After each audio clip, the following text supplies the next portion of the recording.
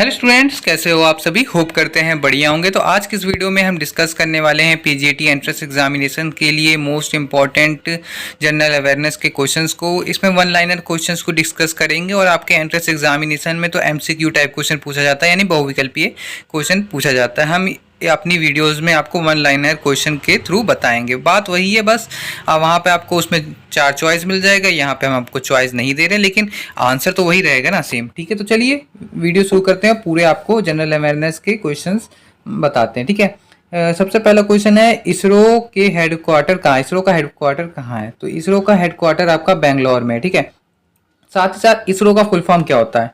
Indian space research organisation. ठीक है, ये भी पूछ सकता है। आगे बढ़ते हैं, कागज का आविष्कार किस देश में हुआ था? कागज का आविष्कार चीन में हुआ था।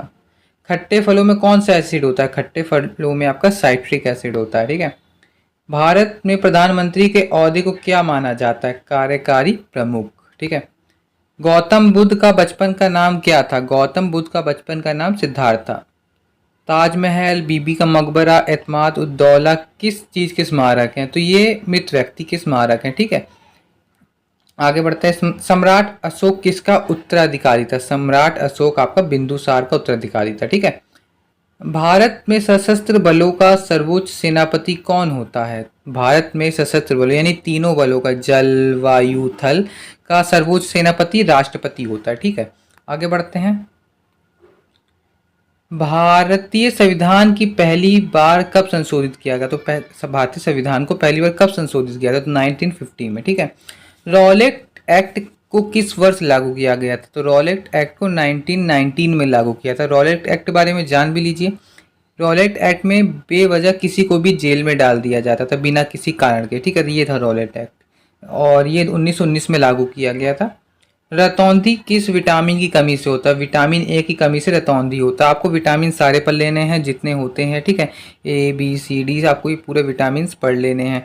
विटामिन B1 के जैसे पार्ट होते हैं, B1 B2 B3, ये भी पूरे पार्ट आपको विटामिन के देख लेने हैं आप, अगर आपके पास कोई बुक हो तो। ठीक है, रतौंधी आपका विटामिन ए की कमी से होता है। साथ ही साथ इसका जो रासायनिक नाम होता है विटामिन ए विटामिन बी का, वो भी आपको पढ़ लेना है। ठीक है, चलिए आगे बढ़ लेते हैं।